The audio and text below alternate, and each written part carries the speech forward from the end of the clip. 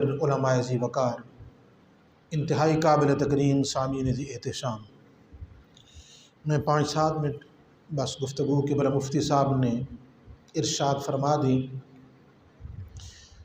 कि बला मुफ्ती मुनीर हैदर साहब के हुक्म पे मैं चंद बातें अर्ज़ कर रहा हूँ, वरना कि बला मुफ्ती साहब के बयान के बाद किसी मज़ीद बयान की ज़रूरत बाकी नहीं रहती। मैं दिल की अथाह गहराइयों से आप सबको और ये काविश करने वाले और उसमें ताआवुन करने वाले अहबाब को मुबारकबाद पेश करता हूँ। आप समाअत फरमा चुके कि इल्म दीन पढ़ने पढ़ाने वालों की क्या अहमियत है और किस तरह मालिक ज़ी शान उनके वसीला जलीला से लोगों से अज़ाब को भी टालता है और लोगों के उनके सदक़े दर्जात को भी बुलंद फरमाता है। लेकिन एक चीज़ पेश नज़र रहनी चाहिए, मैं वो आपकी तवज्जो चाहूँगा। सहीहैन के अंदर इमाम बुखारी और इमाम मुस्लिम दोनों ने और दीगर मुहद्दिसीन ने हज़रत सैयदना अब्दुल्लाह इब्न उमर रज़ियल्लाहु ताला अन्हुमा के हवाले से ताजदार कायनात रहमत आलम सल्लल्लाहु अलैहि वसल्लम के बयान करदा इस वाक़े को नकल फरमाया है। उसका मफ़हूमन अर्ज़ कर रहा हूँ, हदीस लंबी है। अल्लाह के हबीब करीम अलैहिस्सलाम ने पहली कौमों के 3 लोगों का तज़किरा फरमाया कि वो सफ़र पर रवाना हुए और रात गुजारने के लिए, या कुछ रिवायत के अल्फाज हैं कि बारिश की वजह से वो एक गार के अंदर दाखिल हुए। गार के अंदर दाखिल जब वो हो गए तो ऊपर से एक चट्टान नुमा भारी भरकम पत्थर गिरा और चट्टान के दरवाजे को बंद कर दिया। अब कोई मुनिस, मददगार, गमगुसार कोई नहीं है, ना दूर दूर तक कहीं आबादी है, कोई आने वाला है। तो आपस में ये फ़ैसला करते हैं कि बारगाह रब्बुल इज़्ज़त में याद करो कि कोई अमल खुलूस नीयत के साथ रब की रज़ा के लिए किया गया हो तो उसके वसीले से बिसालिह अमालिकुम, अपने नेक काम के वसीले से बारगाह रब्बुल इज़्ज़त में इस मुसीबत से छुटकारे की दुआ कर लें। उनमें से एक शख्स अर्ज़ करता है, या अल्लाह तू जानता है कि मेरे माँ बाप घर में बूढ़े वो रहते हैं और मैं मज़दूर आदमी हूँ, बकरियाँ चराने वाला हूँ। जब मैं वापस आता तो सबसे पहले दूध दोह के उनको पिलाता, बाद में बच्चों को और ख़ुद पीता। एक दिन मैं बकरियाँ चराते चराते बहुत दूर निकल गया, वापस आया, बकरियां बांधी, उनका दूध दोह के जो मैं गया तो मेरे माँ बाप सो चुके थे। मुझे खुद भी तलब थी, बच्चों की भी तलब थी, बल्कि दूसरी रिवायत के अंदर आता है कि वो मेरे कदमों से चिमट के रोते रहे। लेकिन मैं दूध का प्याला लेके वालिदैन के सराहने खड़ा हो गया। जगाना भी मुनासिब न समझा कि जब जागेंगे तो ये पेश करूँगा, बाद में खुद पीऊँगा। हालांकि शर्म भी कोई ऐसी बात न थी, लेकिन ये खुलूस नीयत है और मोहब्बत और चाहत की इंतहा है। सो जो गया तो बंदा खुद पी सकता था। वो कहता है, अर्ज़ करता है, या अल्लाह मैं सरहाने दूध का प्याला लिए खड़ा रहा यहाँ तक कि फजर फूट गई, मेरे माँ बाप तब जाके जागे। सारी रात में खड़ा रहा। या अल्लाह तू जानता है अगर मेरा ये अमल तेरी रज़ा के लिए था, ज़ाहिर कोई इसको देख नहीं रहा था। अब वो बयान कर रहा है सब के सामने, तो या अल्लाह अगर तेरी रज़ा के लिए था, खुलूस नीयत से था, तो मेहरबानी कर इस बला से हमें निजात अता फरमा। आमना के लाल ताजदार कायनात हबीब ज़ी शान फरमाते हैं कि पत्थर थोड़ा सा हट गया, सरक गया। इसका मतलब ये हुआ कि खुलूस नीयत से बंदा जो अमल करे तो राह की पत्थर और रुकावटें दूर होती हैं।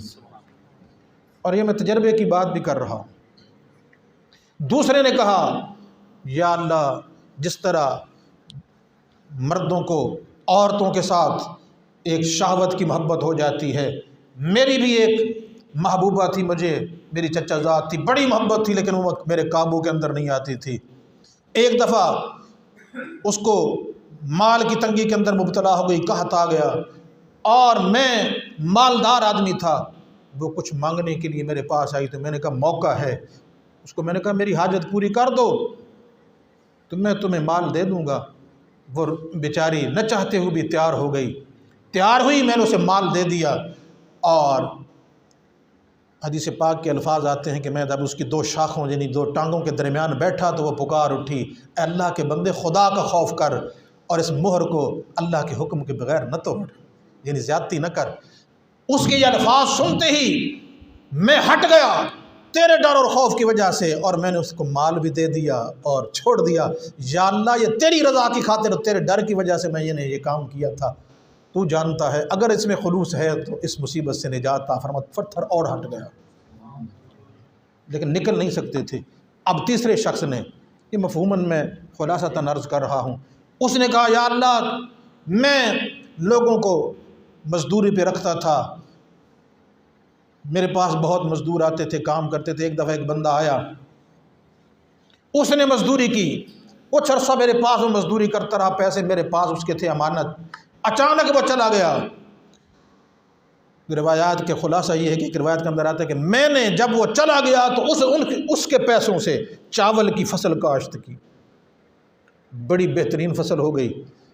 وہ فصل جب مارکیٹ میں بکی تو میں نے اس کے جانور خرید لیے، اور جانوروں کے اندر بھی رب نے اضافہ کر دیا۔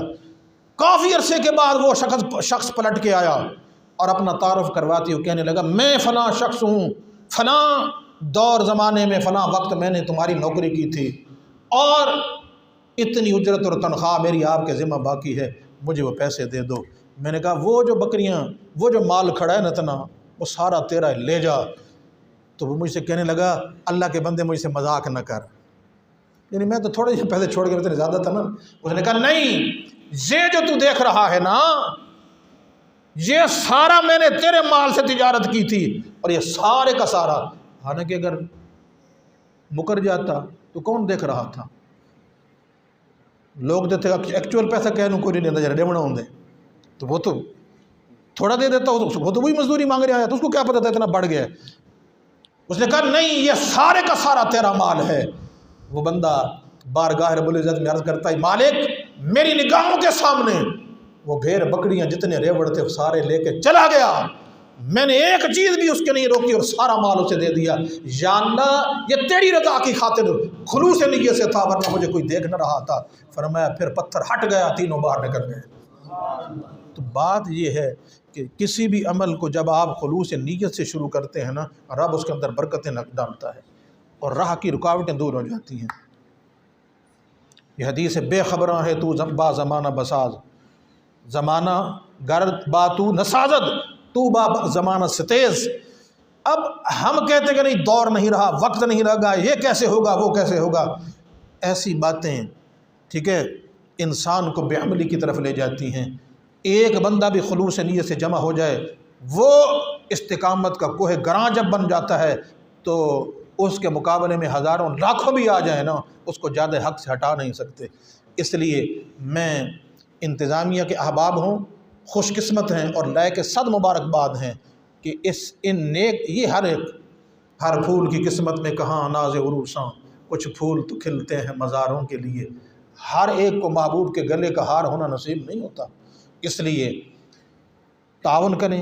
میں تو نکمہ سا آدمی ہوں، اور بڑے عرصے کے بعد جہاں مجھے قبلہ مفتی صاحب کے پرزور اصرار کے اوپر میں جب مجھے پوری یقین اور اعتماد ہوتا ہے کہ قبلہ مفتی صاحب تشریف لا رہے ہیں، تو میں ظاہری بات ہے یقین جانیے میں سمجھتا بھی نہیں ہوں اب اس قابل کہ میں حاضر ہو جاؤں۔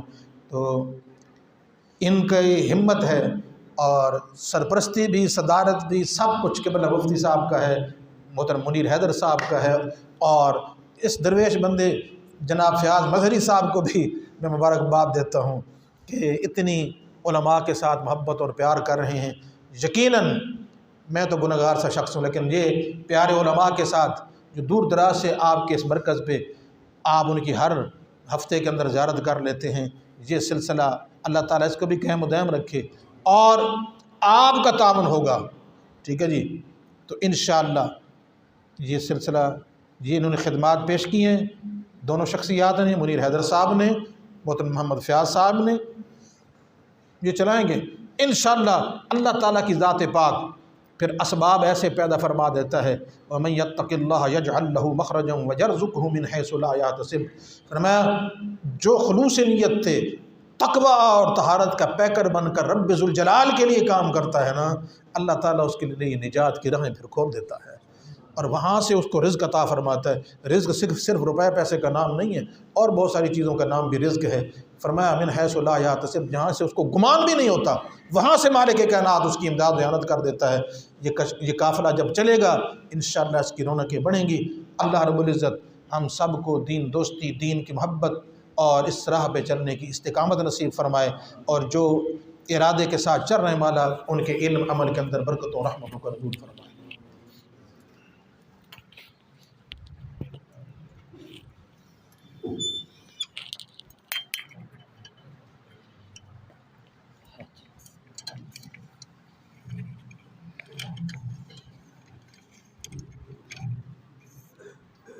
اعوذ باللہ من الشیطان الرجیم، بسم اللہ الرحمن الرحیم۔ ماشاءاللہ بیانات ہو چکے ہیں کہ بلا پیر سید محمد یونس شاہ صاحب آپ کی صدارت کے اندر